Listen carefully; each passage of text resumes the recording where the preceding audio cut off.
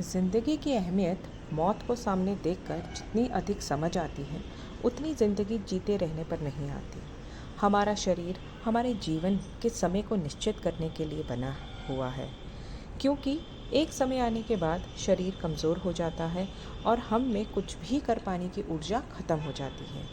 बिना शरीर आत्मा की कोई पहचान नहीं और बिना आत्मा शरीर का कोई अस्तित्व नहीं।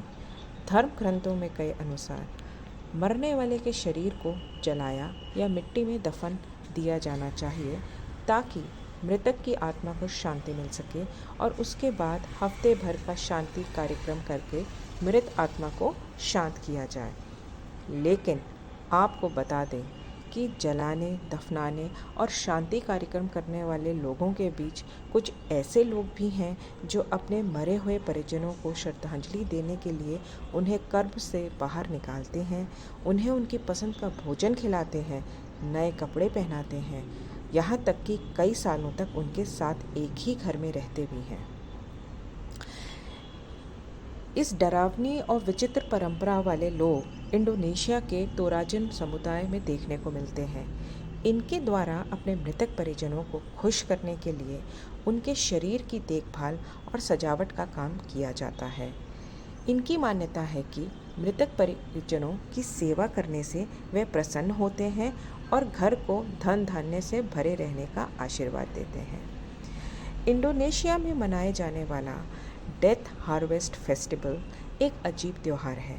ये त्यौहार किसी परिजन की मौत होने के पहले दिन से शुरू हो जाता है, जिसमें मरे हुए को ना तो जलाते हैं और ना ही इन्हें मिट्टी में दफनाया जाता है, बल्कि मृत शरीर को कई दिनों तक घर में रखकर इनकी सेवा की जाती है।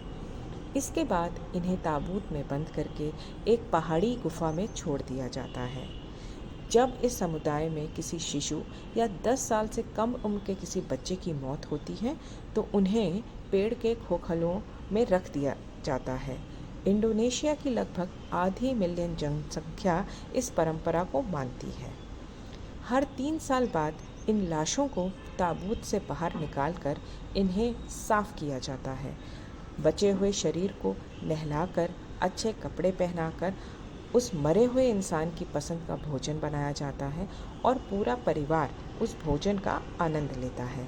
हालांकि उस लाश के लिए भी भोजन परोसा जाता है, जिसे बाद में सब बांटकर खाते हैं। ऐसा करने से लोग अपने घर वालों से बहुत ज़्यादा लगाव महसूस करते हैं। त्योहार के दिन कई मुर्दों को ताबूत से निकालकर वापस घर लाया जाता है। उनके लिए घर में कमरा खाली कर दिया जाता है, जिसमें उनकी ज़रूरत का हर सामान, कपड़े और पसंद की चीज़ें रखी जाती हैं। मृत शरीर को कई वर्षों तक सुरक्षित रखने के लिए उनके शरीर को फॉर्मफ्लोराइड और पानी के घोल से सुरक्षित किया जाता है। बाद में इस मुर्दे को कुछ दिनों के लिए परिवार में शामिल कर लिया जाता है। इस दिन भैंस की बलि दी जाती है और उनके सींगों को निकालकर घर में लगाया जाता है। इस बलि और सींगों को घर में रखने से जुड़ी इनकी मान्यता ये है कि जिसके घर में जितने अधिक सींग होंगे, उसकी मरने के बाद की अगली यात्रा उतनी ही सरल हो जाएगी। परिजनों को बाहर निकालने के बाद उनके पुराने टूटे हुए ताबूत की मरम्मत की जाती है या फिर उसे बदल दिया जाता है। इसके बाद अपने परिजनों के शव को तय रास्ते से पूरे गांव में फैलाया जाता है। गांव की इस परंपरा को माइनेन कहा जाता है। इसके बाद उन्हें अनाज घर दिखाया जाता है। परंपरा अगस्त में निभाई जाती है। इसे शवों की सफाई का कार्यक्रम माना जाता है। परंपरा के दौरान बाहर से आए लोगों को मुर्दों से मिलने की इजाज़त भी होती है। जब शरीर का ऊपरी हिस्सा गायब हो जाता है और शरीर केवल हड्डियों का ढांचा मात्र बचता है, तो इन्हें ले जाकर मिट्टी में दबा दिया जाता है। यहाँ एक ऐतिहासिक क्रिया के बाद एक और अंतिम क्रिया की जाती है, जिसमें मृतक को पैतृक दुर्ग में खाने के सामान और सिगरेट के साथ रखते हैं।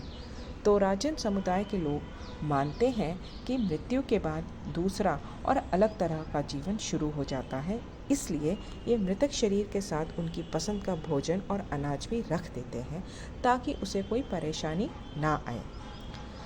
अब इस परंपरा के पीछे की कहानी ये है कि इंडोनेशिया में मुर्दों को अपने साथ रखने की इस परंपरा की शुरुआत आज से करीब 100 या उससे भी अधिक साल पहले से मानी जाती है। कहानी बताती है कि आज से 100 या 102 साल पहले तोराजन समुदाय का एक शिकारी जिसका नाम पोंग रुकमासिक था, जंगल में शिकार करने गया। वहाँ उसने एक इंसान की सड़ी गली लाश देखी तो रुकमासिक ने उसे अपने कपड़े पहनाकर उसका अंतिम संस्कार किया और इस घटना के कुछ दिन बाद ही उसकी ज़िंदगी में परिवर्तन आना शुरू हो गया। धीरे धीरे उसकी गरीबी दूर हो गई और वो खुशहाल हो गया। तब से तोराजन समुदाय के लोग इस परंपरा से जुड़ गए और आज भी जुड़े हुए हैं। इस त्योहार को हर 3 साल में एक बार मनाया जाता है। एक और कहानी के अनुसार इंडोनेशिया की ये जनजाति हमेशा से गरीबी का शिकार रही है, जिसके कारण ये लोगों को दफन करने में लगाने वाला खर्च उठा सकते नहीं और इसीलिए लोग किसी एक दफन किए हुए परिजन को बाहर निकालकर उसकी जगह किसी और को दफना देते हैं और फिर एक पैसा एकत्र करने में लग जाते हैं।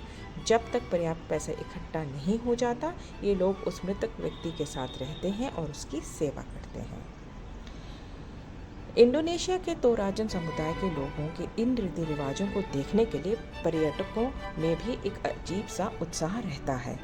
यहाँ आने वाले पर्यटन को ये प्रथा किसी अजूबे से कम नहीं लगती। मृतक शरीर को बाकायदा मेकअप करके तैयार किया जाता है।